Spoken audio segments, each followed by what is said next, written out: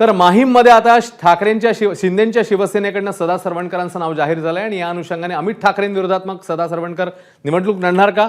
बातचीत करतायत आमचे प्रतिनिधी वैभव परब. थेट जाऊया. महाराष्ट्राच्या राजकारणातला आजचा दिवस गाजला तो म्हणजे फक्त आणि फक्त शिवसेनेचे उमेदवार सदा सरवणकर यांच्यामुळे. कारण का एकीकडे आशिष शेलार यांनी सांगितलं की अमित ठाकरे यांना महायुतीने पाठिंबा दिला पाहिजे. दुसरी गोष्ट, त्यांचे सहकारी दीपक केसरकर हे राज ठाकरेंची भेटही घेतात आणि पाठोपाठ सदा सरवणकरांचीही भेट घेतात. त्यामुळे सध्या मी सदा सरवणकर यांच्या कार्यालयात आणि बाहेर जोरदार सदा सरवणकर यांच्या समर्थनार्थ घोषणाबाजी सुरू आहे. सरवणकर साहेब, आजचा दिवस तुम्ही कसा पाहिला? म्हणजे काय नेमकं दिवसभर मनात चालू होतं? नाही, माझ्या मनात काहीच नव्हतं. राज्याचे मुख्यमंत्री आणि ज्यांच्यावर आमचा नितांत श्रद्धा आहे त्या एकनाथजी शिंदे साहेबांवरती पूर्ण विश्वास आहे आणि त्यांनी आशीर्वाद देऊन AB फॉर्म दिला आहे आणि लढण्याचे आदेश दिले आहेत. त्यामुळे आजच्या दिवसाबद्दल विशेष असं काही मला वाटत नाही. आता तुमचेच सहकारी म्हणजे तुमच्याच मित्रपक्षाचे सहकारी आशिष शेलार असं वक्तव्य करतायत, मग त्या वक्तव्याकडे कसं बघायचं? मला असं वाटतं आशिष शेलार आणि राजसाहेबांची एक चांगली मैत्री आहे. आता मैत्रीसाठी त्यांनी जर काहीतरी स्वतंत्र बोलले असतील तर तो त्यांचा भाग आहे. महायुतीचा उमेदवार म्हणून काल आमची भारतीय जनता पक्ष, शिवसेना, राष्ट्रवादी काँग्रेस कार्यकर्त्यांचा सन्मुख आपल्या सूर्यवंशीला मेळावा झाला. मेळाव्यामध्ये मोठ्या प्रमाणात काम करायचं, सोमवारी जाऊन अर्ज भरायचे सगळं निश्चित झालं.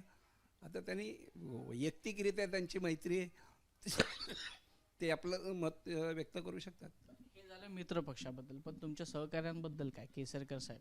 नाही, केसरकर साहेब तुम्हाला माहिती नसेल तर सांगतो, ते माझे नातेवाईक आहेत आणि मी कोकणातला आहे, केसरकर कोकणातले आहेत आणि ते तसे नात्यागोत्यातले आहेत. त्यामुळे केसरकर साहेब मी कधी कधी भेटत असतो. आज हे तसेच भेटायला आले. केसरकर साहेबांनी याबाबतीत कुठलंही अशा प्रकारचं मला विनंती किंवा असं काही बोलले नाही. ते म्हणाले आशीर्वाद आहेत, आपण निवडून येऊ सगळ्यांनी, शिंदे साहेबांच्या नेतृत्वाखाली पुन्हा काम करू. सरवणकर साहेब, एक प्रश्न असा आहे की 3 वेळा तुम्ही नगरसेवक राहिलात, म्हणजे जवळपास 15 वर्ष तुमची नगरसेवकाची टर्म होती आणि 3 वर्ष तुमची आमदारकीची, म्हणजे अशी एकूण तुमची 30 वर्षाची कारकीर्द दादर माहीम विधानसभेमध्ये राहिलेली आहे. अशा वेळेला तुमच्यावर दबाव टाकणं, तुमच्यासाठी वेगळ्या पद्धतीचे फोन आणणं हे कितपत योग्य वाटते? मी अगदी प्रामाणिकपणे सांगतो की माझ्यासाठी एकही फोन आलेला नाही की तुम्ही उमेदवारीच्या बाबतीत काही पुनर्विचार करा म्हणून. आम्ही कामाला लागलो. शाखांमध्ये लोक, आमचे शिवसैनिक, भारतीय जनता पक्षाचे कार्यकर्ते, राष्ट्रवादी, हे सगळे युतीचे सगळे कामं करतात.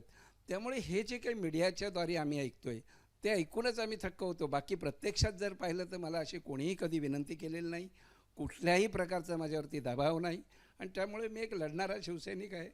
शिंदेसाहेबांचे, फडणवीस साहेबांचे आणि अजितदादांचे आशीर्वाद मिळालेले आहेत. मी लढणार आणि विजयी होणार. अशी देखील चर्चा आहे की विधान परिषदेची देखील आपल्याला ऑफर देण्यात आलेली आहे. नाही, मी काही मागच्या दरवाजाने खेळणारा खेळाडू नाही.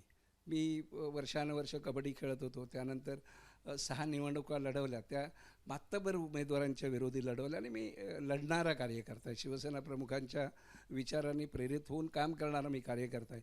त्यामुळे मागचे दरवाजे मला बिलकुल पसंत नाही. मी लढेन आणि दादर प्रभादी माहीमचं नेतृत्व म्हणून त्या युतीमध्ये आपला एक निश्चित आमदार असेल याची खात्री देतो. पॅटर्न निघाला होता 2019ला. आदित्य ठाकरे ज्या वेळेला वरळी विधानसभेत लढले होते त्यावेळेला मनसेने उमेदवार दिला नव्हता किंवा इतर पक्षांनी देखील तेवढी फार रस दाखवला नव्हता. तर तिकडचे जे स्थानिक नेते होते, एक सुनील शिंदे आणि दुसरे एक सचिन अहिर, त्यांना विधान परिषदेवर पाठवण्यात आलं होतं. आता परिस्थिती थोडीशी वेगळी आहे. माहीम विधानसभेमध्ये पुन्हा एकदा दुसरे ठाकरे, त्यांचे चिरंजीव राज ठाकरेंचे, हे मैदानात उतरले. त्यामुळे एक स्वाभाविक आहे, एक ठाकरे सिंपत्ती, राज ठाकरेंचा मुलगा, पहिल्यांदाच निवडणूक, अमित ठाकरे, तर तो दबाव किंवा तो प्रेशर तुमच्यावर येतो असं नाही वाटत? मला असं वाटतं माझ्यावर बिलकुल प्रेशर नाही. त्याचं कारण असं आहे की मी गेली 30 वर्ष सामान्यांच्या घरात दारात नेहमीच कार्यरत असणारा सामान्य कार्यकर्ता आहे. लोकांना आपल्याला सहज भेटणारा असा लोकप्रतिनिधी असावा लागतो. ही जी मोठी मंडळी आहेत त्यांच्या बाबतीतले लोकांचे अनुभव वेगळे आहेत.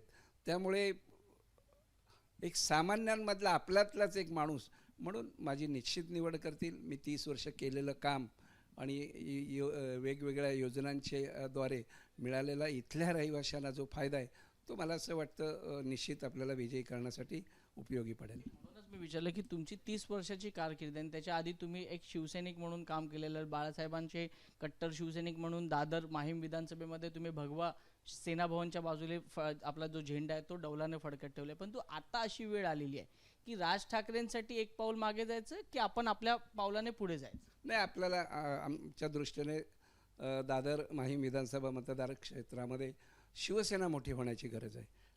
शिंदे साहेबांच्या नेतृत्वाखाली घेतलेला निर्णय हा योग्य आहे हे या प्रकारचा कौल घेणं हे आमच्यासाठी अतिशय आवश्यक आहे. आणि माननीय शिवसेना प्रमुखांचे विचार घेऊन आम्ही सगळी मंडळी जे पुढे जातो त्यासाठी आम्ही आशीर्वाद जनता जनार्दनांचे मागणार आहोत. आणि मला असं वाटतं आमचा पक्ष वाढवणं, शिवसेना वाढवणं हे आमचं प्रथम कर्तव्य आहे. आणि शिवसेना प्रमुखांचे जे विचार आहेत हे पुढे घेऊन जाणं हीच आमची एक राजकीय जीवनाची इच्छा आहे. पक्षातली तळमळ मला कळते, पण ज्या वेळेला आशिष शेलारांनी वक्तव्य केलं तेव्हा दुःख नाही झालं का? आशिष शेलार हेही माझे मित्र आहेत, चांगले मित्र आहेत. पण राजसाहेबांशी त्यांचे चांगले संबंध आहेत. ज्या वेळेला तुम्ही तर शेजारीच आहे. चांगले संबंध आहेत, पण राजपुत्र हे आहेत आणि त्याच्यामुळे कदाचित त्या प्रेमापोटी ते बोलले असतील. पण शेवटी युती धर्म आहे आणि महायुती म्हणून आम्ही जेव्हा लढतोय त्यावेळेला आदेश आल्यानंतर काल त्या सगळ्या पदाधिकाऱ्यांनी सांगितलं आशिष शेलार साहेबांनी आपण जोरदार प्रचाराला लागा अशा प्रकारचे आदेश दिले. असं अचानक काय झालं भारत? आता ते त्यांना विचारावं लागेल त्यांच्या मनात काय आलं. शेवटी नाती गोती असतात, संबंध असतात, त्या संबंधापोटी काही वैयक्तिक संबंध काही नाकारता येत नाही. नाती गोती असली म्हणून एखाद्याचा राजकारणात बळी देखील घेतला जाऊ शकत नाही ना, असं पण मला असं वाटतं की शेलार साहेब तसं काही करणार नाहीत. कारण त्यांची जवळजवळ 20-25 वर्षाची आमची मैत्री आहे आणि ते तसं काही करणार नाहीत. जर उद्या समजा तुम्हाला मुख्यमंत्र्यांनी सांगितलं की मला आता सगळीकडून फोन येत आहेत, राजकीय दबाव आहे, थोडंसं एक पाऊल आपण मागे यायला पाहिजे, तर सदा सरवणकरांची भूमिका काय? नाही, शेवटी आहे की एकनाथजी शिंदे साहेबांवरती आम्ही पूर्ण विश्वास टाकून या लढ्यामध्ये उतरलेलो आहोत. एकनाथजी शिंदे साहेबांवरती आमचा पूर्ण विश्वास आहे, आमच्या शिवसैनिकांचा, आमच्या मतदारांचा आहे की एकनाथजी शिंदे साहेब हे पक्षहिताचं आणि माननीय शिवसेना प्रमुखांच्या विचाराचं पहिला विचार करतील आणि योग्य तो निर्णय घेतील. पूर्ण विश्वास आहे मला. अशी भाषा होते की अमित ठाकरेंसाठी समर्थन केलं पाहिजे. तर मागचा 2.5 वर्षाचा काळ आठवतो ज्यावेळी तुम्हाला संघर्षाचा होता, सेना भवनच्या खाली अनेक कार्यकर्ते आमने सामने आले होते, तुम्ही एकनाथ शिंदेंची बाजू लावून धरली, तुम्ही एकनाथ शिंदेंचा झेंडा तो पुन्हा इकडे दादर माहीममध्ये उभा केला, हे दिवस तुम्हाला आठवतात? फार चांगल्या प्रकारे आठवतात. दादर माहीम आणि प्रभादेवी विभागामध्ये संघर्षातूनच आम्ही शिवसेना उभी केली. शिवसेना प्रमुखांच्या विचाराने भारावलेली इथली जनता आहे. त्यामुळे त्यांचं हिंदुत्वावरती असलेलं प्रेम आणि तसाच निगरगट्ट हिंदुत्ववादी विचाराचा हा शिवसैनिक बाळासाहेबांना आवडायचा. आणि मला असं वाटतं तेच धोरण हे शिंदेसाहेबांचं आहे. त्यामुळे मला संघर्षातनं आम्ही अनेक निवडणुका 6 लढवल्या, त्या जवळजवळ अशाच होत्या, थोड्याफार फरकाने. त्यामुळे मला असं वाटतं की शिंदेसाहेब पूर्णपणे शिवसेनेचा, संघटनेचा आणि शिवसेना प्रमुखांच्या विचाराचा विचार करूनच निर्णय घेतील आणि तो ऑलरेडी दिलेला आहे. शेवटचा प्रश्न विचारतो, अगदी एका वाक्यात उत्तर द्या. माघार घेणार की निवडणूक लढणार? निवडणूकच लढवणार. माघार हा शब्दच असू शकत नाही आपल्यासमोर. खूप खूप शुभेच्छा सरवणकर साहेब तुम्हाला. आणि तुमचे बाहेर कार्यकर्ते देखील वाट बघतात, आक्रमक झालेले आहेत. सकाळपासूनच्या बातम्या ऐकून घोषणाबाजी सुरू आहे, त्यामुळे पुढील वाटचालीसाठी तुम्हाला खूप खूप शुभेच्छा. तर हे होते सरवणकर साहेब. त्यांनी सांगितलं की आता माघार घेण्याचा कुठलाही प्रश्न येत नाहीये, निवडणूक लढवणार. बाळासाहेबांचे कट्टर शिवसैनिक आहोत. प्रत्येक वाट ही आम्ही संघर्षातूनच काढलेली आहे, त्यामुळे आता देखील जर वाटेला संघर्ष आला तर त्यातून वाट काढायची हिंमत ही बाळासाहेबांच्या सैनिकांमध्ये आहे. कॅमेरा पर्सन अजित शिवतरकर सह वैभव परब, एबीपी माझा, मुंबई. एबीपी माझा, उघडा डोळे बघा नीट.